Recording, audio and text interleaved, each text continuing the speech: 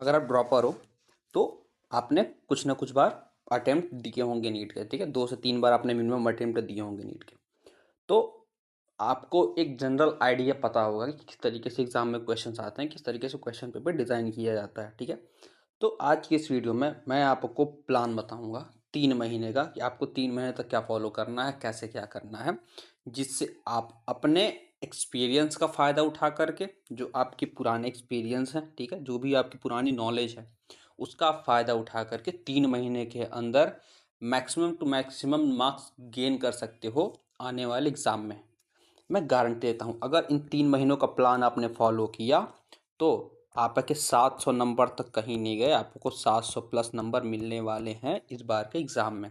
तो चलिए स्टार्ट करते हैं। सबसे पहला बहुत जाहिर सी बात है, आप अपनी तैयारी करते आ रहे हो, ठीक है, आपके पास 3 महीने का समय बचा हुआ है, आपने इससे पहले एग्ज़ाम दिया हुआ है। अगर अभी तक आपने कुछ नहीं पढ़ा हुआ है, ठीक है, मैं ये सिनेरियो मान के चल रहा हूँ कि अभी तक आप हंसी मजाक में जो भी पढ़ रहे थे पढ़ रहे हैं आप, ठीक है, नॉर्मल आपने पढ़ाई की है। अब आपको सीरियस लेवल वाली अगर पढ़ाई करनी है तो वो बता दे रहा मैं। सबसे पहले अपने पास्ट के परफॉर्मेंस के बारे में जानकारी ले लो, आप एनालाइज कर लो कि आपने पास्ट में जो एग्ज़ाम दिया उसमें कितने नंबर आ रहे हैं, जो भी आपने मॉक टेस्ट वगैरह दिए हैं, जो भी अभी तक पेपर दिए हैं कितने नंबर आ रहे हैं। उसके बेसिस पे अपना एक एनालिसिस तैयार कर लो कि मेरा सबसे स्ट्रॉन्ग टॉपिक कौन सा है, मेरा सबसे स्ट्रॉन्ग सब्जेक्ट कौन सा है और सबसे वीक कौन सा है। मैं तीनों पेपर की बात कर रहा, चाहे वो फिजिक्स हो, केमिस्ट्री, बायो, तीनों में आप ये चीज़ें पता कर लो कि आपका स्ट्रॉन्ग पॉइंट कौन से हैं, आपके वीक पॉइंट कौन से हैं। इससे आपको एक जनरल आइडिया लग जाएगा कि आपको किस टॉपिक पर ज़्यादा समय देना है, किस टॉपिक पर कम समय देना है। उससे बेहतरीन चीज़ होती है आप मॉक टेस्ट दे दो, ठीक है, आपने अपना वीक एरिया स्ट्रॉन्ग एरिया पता कर लिया, आप मॉक टेस्ट दो। मॉक टेस्ट से आपको एक जनरल आइडिया पता चल जाता है, आप सीधा पिन पॉइंट कर सकते हो अपने वीक टॉपिक, वीक पॉइंट्स को, ठीक है। तो मॉक टेस्ट जरूर दो, ठीक है, इससे आपको अपने करंट लेवल का पता चल जाएगा। अब जो आपके स्ट्रॉन्ग टॉपिक्स हैं ना उनको सिर्फ 1 से 2 बार पढ़ो, उसको फिर रहने दो, लेकिन अपने वीक एरिया पर फोकस बनाए रखो, ठीक है, क्योंकि यही वो जगह हैं जहाँ पे आपके नंबर कट सकते हैं, ठीक है। आपके जो भी वीक पॉइंट्स होंगे, चाहे वो बायो हो गया, चाहे वो केमिस्ट्री हो गया, चाहे वो फिजिक्स हो गया, ठीक है, इनमें से जो भी आपका वीक एरिया उस पर ज़्यादातर फोकस रखो। तो इससे आप अपने करंट लेवल का, आप प्रेजेंट टाइम में कहाँ खड़े हो इसका अंदाज़ा लग जाएगा आपको।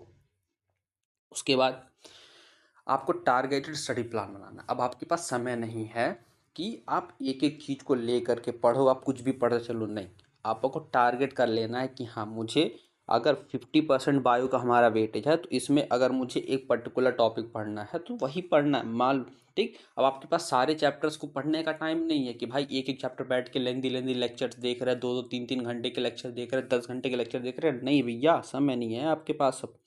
इसीलिए सिर्फ और सिर्फ अपना फोकस बनाए रखिए आप एनसीईआरटी पर।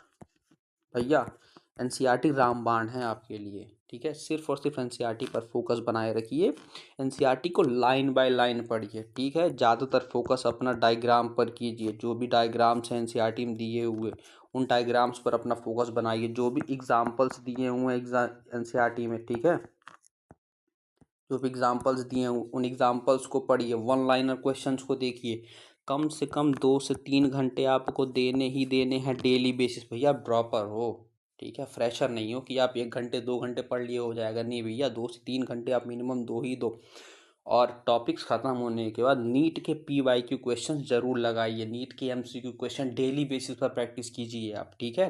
अब आपने वो 6 महीने वाली बात नहीं रही कि टॉपिक पढ़ लिया पेपर बाद में देंगे, नहीं भैया, टॉपिक ख़त्म किया, MCQ लगाइए, कम से कम 100 से 150 सवाल प्रैक्टिस कीजिए हर टॉपिक के बेसिस, हर चैप्टर पे कम से कम, हर चैप्टर के तो 150 सवाल लगाओ कम से कम आप। अब टॉपिक्स कौन कौन से पढ़ने हैं आपको? जेनेटिक्स पर फोकस रहना चाहिए भैया, जेनेटिक्स से क्वेश्चन हर साल आते हैं, लगातार आते हैं। Human physiology, ecology, cell biology, plant physiology, ये ऐसे टॉपिक्स हैं जहाँ से हर साल सवाल आते ही आते हैं। आपको तो पता ही होगा कि सवाल आते ही आते, भैया आप ड्रॉपर हो, ठीक है। मैं आपको याद इसलिए दिला रहा हूँ कि आप ड्रॉपर हो क्योंकि यार आपने 2-3 बार पेपर दे चुके हो, आपको जनरल आइडिया हो चुका है पेपर का, तो आपको कैसे करना है आपको पता है। केमिस्ट्री की बात कर लेते, 25% वेटेज है भैया, फोकस क्या रखना है हमको? थर्मोडायनेमिक्स, फिजिकल केमिस्ट्री में केमिकल काइनेटिक्स, इलेक्ट्रोकेमिस्ट्री, पता है डायरेक्ट न्यूमेरिकल क्वेश्चन आ जाते हैं इसमें से। ऑर्गेनिक केमिस्ट्री से reaction mechanism, GOC, named reaction, direct reaction पूछ लेते हैं वो। इनऑर्गेनिक केमिस्ट्री से पीरियोडिक टेबल, कोऑर्डिनेशन कंपाउंड, ठीक। सॉरी।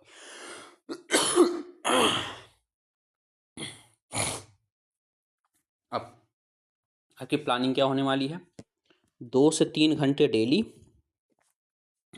जिसमें से आप 1-1 घंटे निकाल सकते हो पर सब्जेक्ट के लिए। 1 घंटा फिजिकल दे दिया, 1 घंटा ऑर्गेनिक दे दिया, 1 घंटा इनऑर्गेनिक दे दिया आपने, ठीक।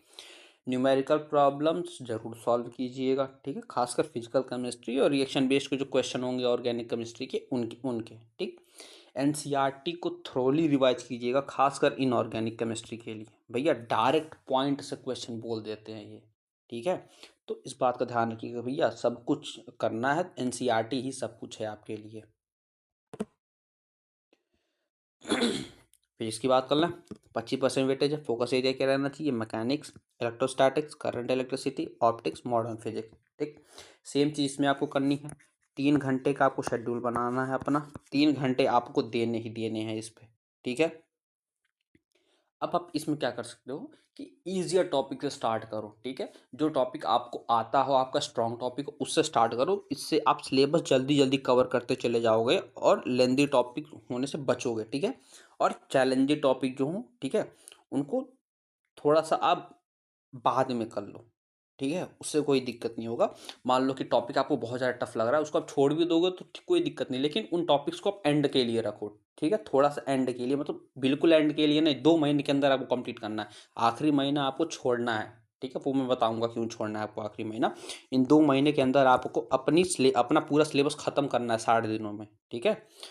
कम से कम 50 से 60 सवाल आपको डेली बेसिस पर प्रैक्टिस करने हैं फिजिक्स में भैया। इससे कम में तो नहीं होने वाला। इससे कम अगर आप कर रहे हो तो भूल जाओ इस बार भी आप, ठीक है। सच्चाई बता रहा हूँ मैं, 50 से 60 सवाल आपको मिनिमम करने हैं। और ध्यान रखना ये नहीं कि टाइम लेकर के, अपनी स्पीड पे ध्यान देना, अपनी एक्यूरेसी पर ध्यान देना कि भाई स्पीड मेंटेन रहे, एक्यूरेसी मेंटेन रहे, ठीक है। वीकली शेड्यूल का होने वाला आपका मंडे टू सैटरडे। फोकस कीजिए कॉन्सेप्ट लर्निंग पर, ठीक। कॉन्सेप्ट लर्न कीजिए, प्रॉब्लम सॉल्व कीजिए और टॉपिक वाइज टेस्ट दीजिए आप, ठीक। ये आपका वीकली शेड्यूल होने वाला है। आप इस तरीके से बांट सकते हो कि मॉर्निंग में आपको 2 से 3 घंटे बायो पढ़नी है। बायो जनरली तीनों सब्जेक्ट्स में ईजी होता है ना, तो ईजी सब्जेक्ट से स्टार्ट कीजिए। आप 2 से 3 घंटे बायो पकड़िए। आफ्टरनून में आप केमिस्ट्री पकड़ लीजिए 2 से 3 घंटे के लिए, और इवनिंग में आप 3 घंटे के लिए फिजिक्स पकड़ लीजिए। बस बचा आपका संडे। संडे को आप पूरे इंटायर वीक के जो भी आपने पढ़ा उसको रिवाइज कर लीजिए और एक फुल लेंथ का मॉक टेस्ट दे दीजिए। और फिर जो भी नंबर आ रहे हैं उन मान लो 600 नंबर आ रहे, 600 नंबर को एनालाइज कर लो कि 600 नंबर क्यों आ रहे, कहाँ गलती हुई है कि नंबर आपके कट रहे 120 नंबर का और कहाँ कट गए।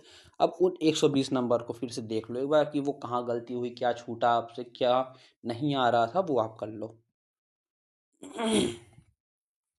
टाइम मैनेजमेंट के टिप्स दे दे रहा मैं। 8 से 10 घंटे डेली के आपको स्टडी के लिए निकालने ही निकालने हैं भैया। इससे कम में काम नहीं होने वाला आपका। हर 1 से 1.5 घंटे बाद शॉर्ट ब्रेक ले लो आप, ताकि आप लेथर्जिक स्टडी से बच जाओ, ठीक है। वो बॉर्डम वाली पढ़ाई नहीं होनी चाहिए कि बस बैठ के पढ़े ही जा रहे, पढ़े ही जा रहे, पढ़े ही जा रहे, नहीं भैया। सबसे मस्त प्लान होता है पोमोडोरो टेक्निक, ठीक है। पोमोडोरो टेक्निक क्या होती है? आप 1 से 1.5 घंटे का आप एक अलार्म सेट कर लो या फिर टाइमर सेट कर लो, ठीक है। आप एक टाइमर सेट कर लो, तो इससे क्या हो जाएगा, उस 1-1.5 घंटे के ख़त्म होने के बाद आप 15 से 20 मिनट का ब्रेक ले लो, ठीक। 15 से 20 मिनट का ब्रेक ले लो, फिर आप पढ़ाई करो, फिर 15 से 20 मिनट का ब्रेक ले लो। तो इससे क्या होगा, आप फ्रेश भी रहोगे, आपका दिमाग भी अच्छे से काम करेगा और आप अच्छे से पढ़ाई भी कर पाओगे। जो भी चीज़ आप पढ़ोगे वो आपको याद भी रहेगा, ठीक। हाई वेटेज टॉपिक पर सबसे पहले फोकस कीजिए भैया। जिन चैप्टर आपको पता है कि किन चैप्टर से आपको ज़्यादा नंबर मिल सकते हैं, ज़्यादा नंबर गेन हो सकते हैं, उन टॉपिक्स पर आप जल्दी फोकस कीजिए, पहले फोकस कीजिए।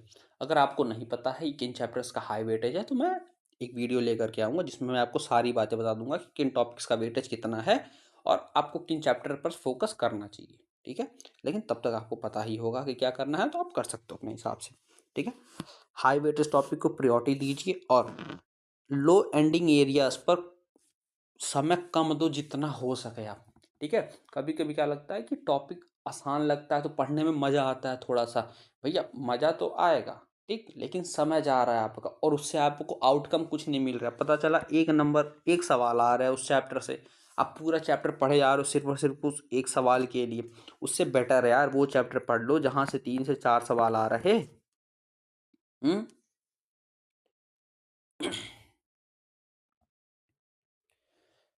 देखो भैया, पढ़ाई तो आपकी इम्पोर्टेंट है ही है, लेकिन अगर आप उस पढ़ाई को प्रैक्टिस में नहीं ला रहे हो तो कोई मतलब नहीं है। तो प्रैक्टिस और मॉक टेस्ट जरूरी है, बहुत ज़रूरी है भैया, ठीक है।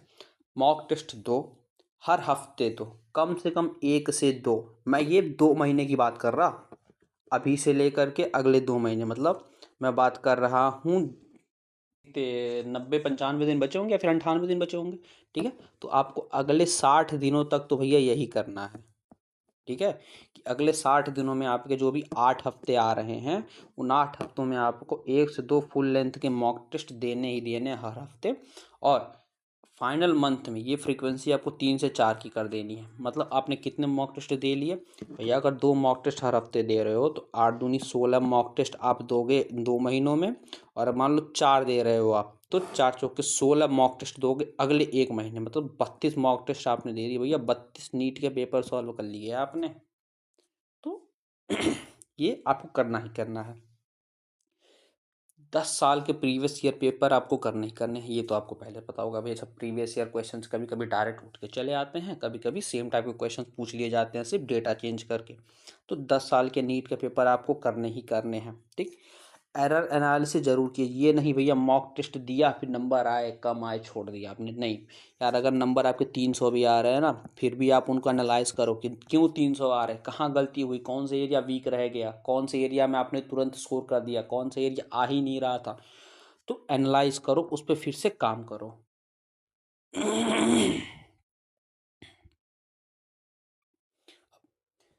जहाँ तक प्रैक्टिस मॉक टेस्ट ज़रूरी है, वैसे ही रिवीजन भी ज़रूरी है, ठीक। अब आपके पास वो थ्योरी पढ़ने भर का समय नहीं है कि बैठ के पूरा चैप्टर पढ़ रहे हो एक एक करके, नहीं भैया। रिवाइज करो। रिवीजन कैसे कर सकते हो आप, डायग्राम्स पकड़ो, ठीक। डायग्राम से क्या होता है, आपका पूरा टॉपिक एक बार में क्लियर हो जाता है। एग्जाम्पल्स याद कर लो, की पॉइंट्स याद कर लो डेली बेसिस पर, ठीक है। शॉर्ट नोट्स तैयार करो, वो बैठ के पढ़ो उसको। केमिस्ट्री में आप शॉर्ट नोट्स पढ़ सकते हो, जैसे क्रिएशन मैकेनिज्म हो गया, फार्मूला हो गया, कुछ एक्सेप्शंस हो गए, ठीक। फिजिक्स में फार्मूला को रिवाइज करो, प्रॉब्लम सॉल्विंग टेक्निक्स को ध्यान रखो, ठीक है। इससे क्या होगा, आप चैप्टर्स को जल्दी से जल्दी कवर करोगे और कम टाइम में चीज़ें आप ग्रास्प करोगे। हेल्थ बहुत ज़रूरी है, हेल्थ मेंटेन करके रखो, स्ट्रेस मैनेज करो अपना, ठीक है। 6 से 7 घंटे डेली की नींद लेनी है आपको, ठीक। 15 से 30 मिनट या फिर आधे घंटे आपको एक्सरसाइज मेडिटेशन करना ही करना है। डाइट बैलेंस रखिए अपनी, और अपनी पानी की बोतल अपने साथ लेकर के बैठिए। बार बार उठने की कोई ज़रूरत नहीं है, एक बार 2-3 लीटर पानी लेकर के बैठे आराम से, 1-1.5 घंटे पढ़ाई की, फिर जो आपको 15 से 20 मिनट का ब्रेक ले रहे हो ना, फिर जा करके अपनी बॉटल रिफिल कर लो। आप कुछ थोड़ा सा हल्का फुल्का खाना है वो खा लो आप, ठीक है। ज़्यादा खाने से बचो उस टाइम, ये नहीं भाई साहब पेट भर के खा लिया, खाना मस्त बना हुआ है, नहीं भैया ज़्यादा खाने से बचो, ताकि आप एनर्जेटिक रहो, ठीक है। ज़्यादा खाने से क्या होता है कि शरीर थोड़ा सा लेजी हो जाता है, ठीक है, और फिर आलस आने लगती है। तो आलस वाला काम नहीं करना है हमें। अपने पुराने एक्सपीरियंस का इस्तेमाल करें भैया। पैटर्न आपको पता है कि किस तरीके से आपने पास्ट अटेम्प्ट में किस तरीके से नीट के क्वेश्चंस आए हैं, नीट की फ्रिक्वेंटली किस क्वेश्चन को पूछा गया है, ट्रेंड क्या रहा है, ठीक है। तो उन्हीं मिस्टेक्स को दोबारा करने से बचें, अपने एरर्स को पहचानो कि आपने एरर कहाँ किया हुआ है, क्या कॉन्सेप्चुअल टेक्निक्स आपको आती थी, क्या नहीं आती थी। और सबसे ज़रूरी टाइम मैनेजमेंट। कई बच्चों की शिकायत रहती है कि सर आ तो रहा था लेकिन हमसे वो 3 घंटे में हो नहीं पाया, इसीलिए आप मॉक टेस्ट देते हो।